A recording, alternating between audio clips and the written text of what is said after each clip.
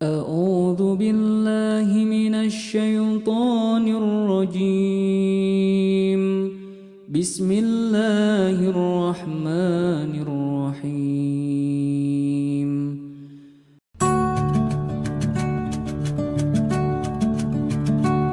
Assalamualaikum warahmatullahi wabarakatuh. Sahabat beriman, tahukah kalian tentang Johann Wolfgang von Goethe? Johann Wolfgang von Goethe dikenal di penjuru dunia, termasuk di Indonesia, karena diabadikan pada nama Goethe Institut, lembaga kebudayaan Republik Federal Jerman yang mengembangkan pengetahuan mengenai bahasa dan budaya Jerman di luar Jerman. Bagi bangsa Jerman sendiri, Goethe bukan cuma seorang tokoh serba bisa, tetapi pahlawan besar. Goethe adalah ilmuwan, filosof, sastrawan, ekonom, arsitek, matematikawan, agamawan, juga ahli militer.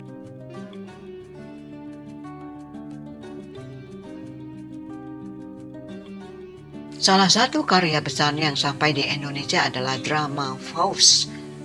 Namun berapa banyak orang mengetahui bahwa Wolfgang von Goethe, sang jenius, kemungkinan besar wafat sebagai seorang muslim. Kemusliman Goethe terungkap melalui penelitian mendalam oleh ulama Eropa masa kini, Dr. Abdul Qadir As-Sufi.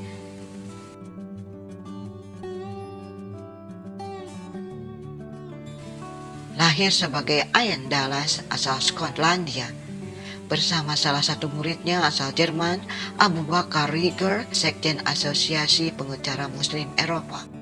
Mereka berdua pada tahun 1995 menerbitkan sebuah dokumen, Fatwa über die Anerkennung Goethes als Muslim. Kemusliman seorang Goethe, khususnya dalam konteks Eropa, memiliki implikasi yang sangat penting, terutama saat gejala Islamofobia di dunia barat terus dibesar-besarkan seperti yang terjadi akhir-akhir ini. Perkenalan Goethe pada Islam dimulai dari minatnya pada studi tentang ketimuran. Ini didorong oleh persentuhan Goethe dengan syair-syair karya Sa'di dan ajaran tasawuf Jalaluddin Rumi. Pada umur 20-an awal, Goethe mulai belajar membaca dan menulis bahasa Arab dan menelaah Al-Quran.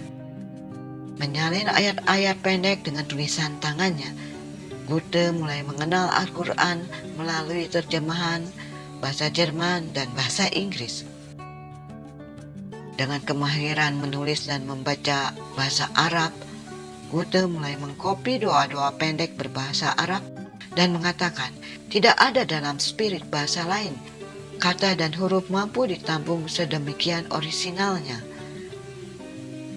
Keyakinan Goethe terhadap kebenaran Islam ia tuangkan dalam buku syairnya.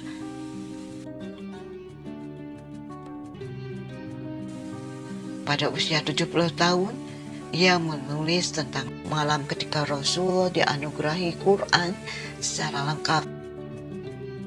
Dalam suatu karyanya ia berkata tentang Quran, "Apakah Quran adalah keabadian? Saya tidak meragukannya. Itu buku segala buku. Saya meyakininya sebagai kewajiban seorang muslim." Dalam surat yang dikirim kepada anak tunggalnya August 17 Januari 1814, Goethe mengatakan beberapa agama telah mengecohkan kita, sampai kemudian datang Al-Quran ke perpustakaan kita.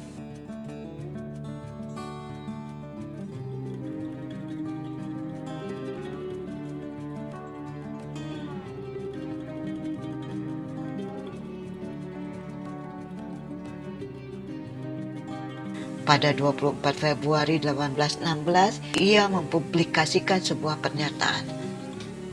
Sang penyair, Goethe, tidak menolak kecurigaan bahwa ia sendiri adalah seorang muslim. Dan dalam satu syairnya yang lain, dalam Divan, Goethe berkata, "Sungguh bodoh setiap orang dalam setiap urusan memuja-muji pendapatnya sendiri. Bila Islam bermakna kepatuhan kepada Tuhan, kita semua hidup dan mati dalam Islam."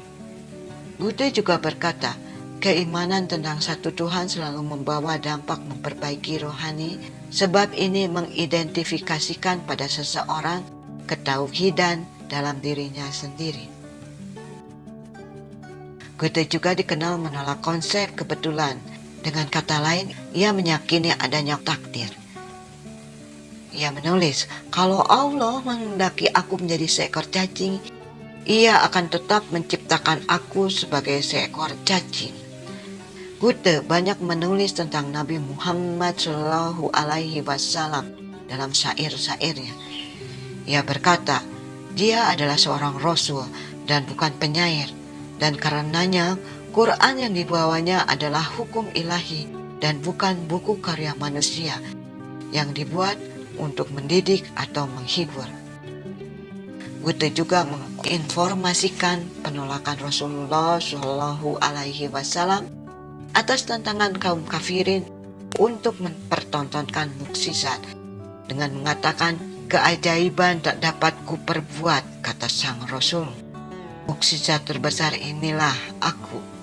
Dengan berbagai bukti yang ada, dapat disimpulkan dengan meyakinkan dan tanpa keraguan bahwa Johann Wolfgang von Goethe adalah seorang Muslim.